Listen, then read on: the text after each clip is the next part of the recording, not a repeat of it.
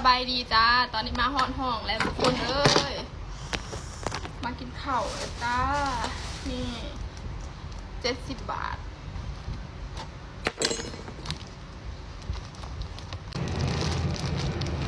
ดูได้ก่อนเนาะ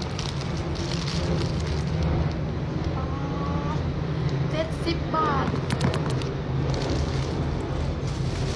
มีข้าวเหนียว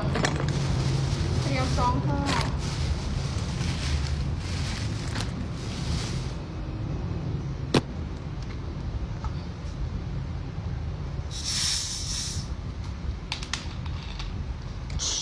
เลย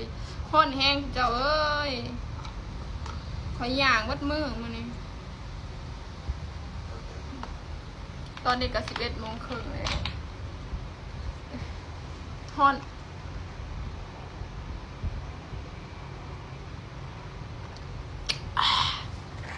กินข้าวกันเลยป้า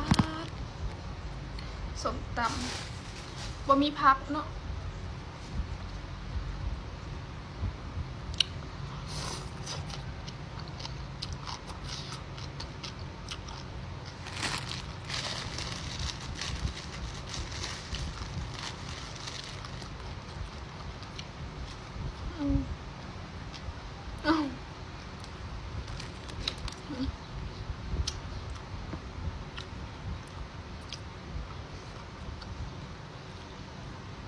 หอยน้ำ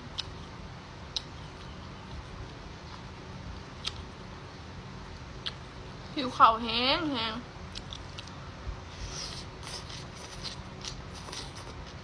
ปู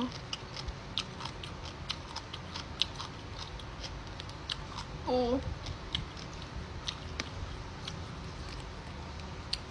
โหสิกินเบิร์ดหรือบอกผู้เดียวนะตอนเห็นแบบอยากแห้งห่านเพิ่นก็ขายดีอยู่ได้ทุกคน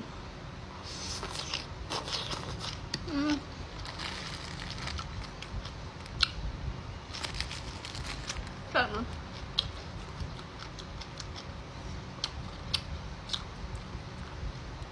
บ่มีพักหายพี่น้องเอ้ยหน่อไม้ดอง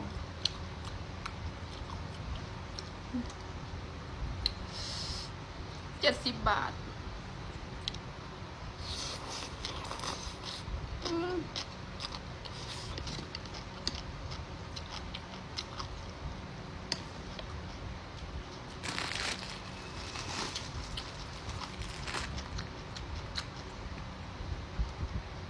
ว่าหูแนวกิน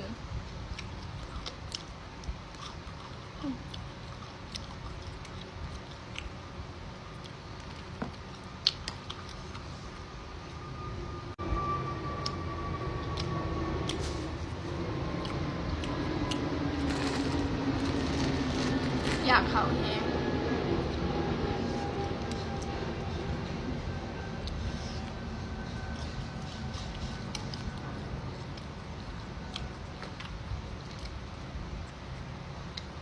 เขาเศร้ากับเขาเถียงเลยนะ